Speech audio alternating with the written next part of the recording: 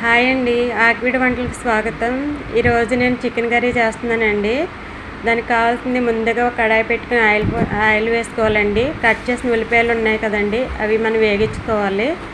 అవి బ్రౌన్ కలర్లోకి రావాలండి. గట్టితోటి బాగా తిప్పుకోవాలి. అవి చూసుకుంటూ ఉండాలి. తర్వాత దాల్చిన చెక్క, యాలకులు, లవంగలు, బిర్యానీలు వేసుకోవాలండి. తర్వాత మూత పెట్టుకోవాలి. మళ్ళీ తీసి చూడాలండి. తర్వాత కట్ చేసిన టమాటా ముక్కలను కూడా వేసుకోవాలండి. వేసుకుని అవి కూడా ఉడికించుకోవాలి. బాగా మగ్గాలండి. తర్వాత మళ్ళీ మూత పెట్టుకోవాలి. మళ్ళీ ఒకసారి చూసుకుందాము. చికెన్ వేసుకోవాలండి. అవి కొంచెం టైం పడుతుంది కాబట్టి బాగా ఉడికించుకోవాలండి. వాటర్ వచ్చేటంత వరకు ఉడికించుకోవాలి. బాగా కలియబెట్టాలండి. బాగా ఉడకాలి. అది మూత పెట్టుకుని తీయటం చూసుకోవటం చేయాలండి. చికెన్ కర్రీ కదా. మళ్ళీ ఒకసారి చూద్దాము. సాల్ట్ వేసుకుందాము. సాల్ట్ వేసుకున్న తర్వాత మరి గట్టితోటి మళ్ళీ కలియబెట్టుకోవాలి. బాగా ఉడికించుకోవాలి. పసుపు వేసుకోవాలండి.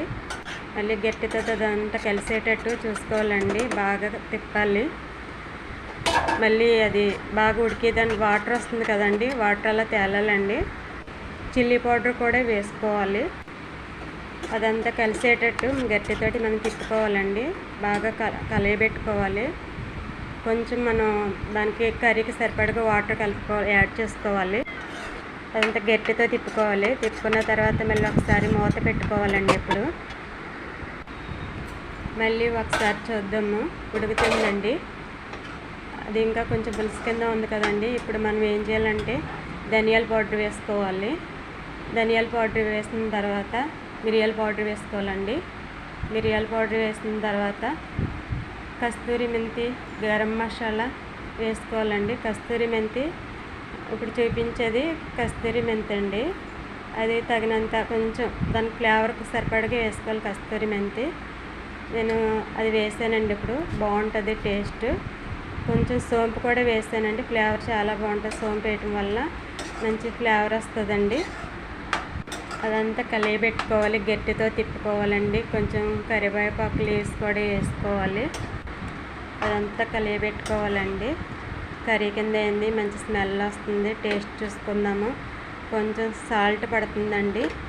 మళ్ళీ కొంచెం గట్టితో తిప్పుకోవాలి. అయిపోయిందండి. దగ్గరకు వచ్చేస్తుందండి. ఇంతేనండి కర్రీ. నా ఈ రెసిపీ కనుక నచ్చినట్లయితే లైక్ చేయండి, షేర్ చేయండి, సబ్స్క్రైబ్ చేయండి. దానికి కాంబినేషన్ నేను రాగి సంగటి చేస్తున్నానండి. కొంచెం వాటర్ దాంట్లో యాడ్ చేసుకుని రైస్ యాడ్ చేసుకోవాలండి. ఉడికించుకోవాలి. గట్టితో తిప్పుకుంటూ ఉండాలి. ఎందుకంటే రాగి సంగటి కాబట్టి అన్నం మెత్తగా ఉడకాలండి. ఉడికింది కాబట్టి ఇప్పుడు నేను రాగి పిండి వేస్తున్నానండి. రాగి పిండి వేసిన తర్వాత కొద్దిసేపు అలా ఉంచాలండి. గట్టితో తిప్పకుండా.